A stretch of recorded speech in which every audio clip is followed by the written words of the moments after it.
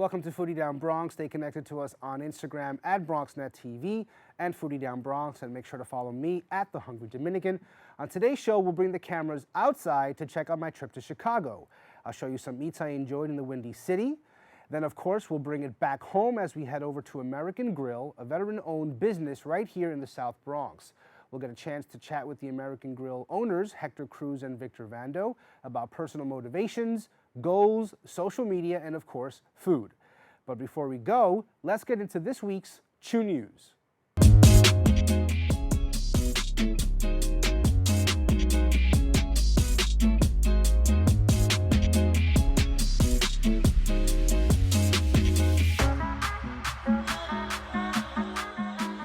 A study testing nearly 170 baby foods from over 60 brands, including Gerber, Similac, Up and Up, and Enfamil, found that 95% of tested baby foods are contaminated with heavy metals. This is according to a report released last week by the Healthy Babies Bright Futures organization. The heavy toxic metals include lead, arsenic, mercury, and cadmium. Some of the types of baby foods in the study include infant formula, meat jars, infant cereal, rice puffs, and teething biscuits. The baby food with the most toxic chemicals were rice-based foods. The Healthy Babies Bright Futures organization suggests alternatives to these brands, such as purchasing frozen bananas, fresh fruit, oatmeal, multigrain, and tap water instead of fruit juice. In other news, cities across the country are banning the construction of new drive-through windows at some of the nation's most popular fast food joints.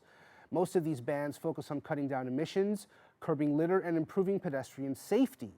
In August, Minneapolis passed an ordinance banning the construction of new drive-through windows, followed by Long Beach, California, and Fairhaven, New Jersey, to name just a few.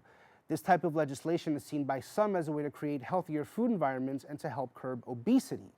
In a study that analyzed the ban in 27 Canadian cities, researchers noted that, quote, health promotion and chronic disease prevention are public health gains from the implementation of fast food drive-through service bylaws. However, according to research published in the Social Science and Medicine Journal in 2015, obesity rates actually went up after South Los Angeles banned new standalone fast food restaurants and drive-through windows, proving once again that you can fight fire with fire, but you can't fight obesity with fast food.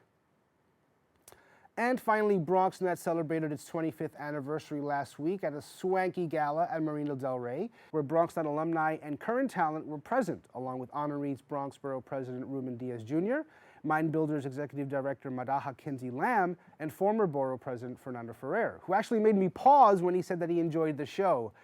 Thank you for that, senor. That really meant a lot. And thank you for your time as Borough President. Holding it down as the MC was NBC's Darlene Rodriguez, herself a Bronx Net alumni, and someone who I have to admit I was a bit too nervous to walk up to since I've had a decades-long crush on her, so I couldn't do it. Congrats, BronxNet, on all that you've done and continue to do. And I also want to take this opportunity to thank Michael Max and the crew right here at the show for giving what essentially was just an idea in my head a platform. Foodie Down Bronx would not have been what it's become without BronxNet, and for that I am eternally grateful. So happy birthday, BronxNet. You don't look a day over 24. That is this week's Chew News, leaving you with a little food for thought. We're taking a quick break, guys. Foodie Down Bronx, we'll be right back.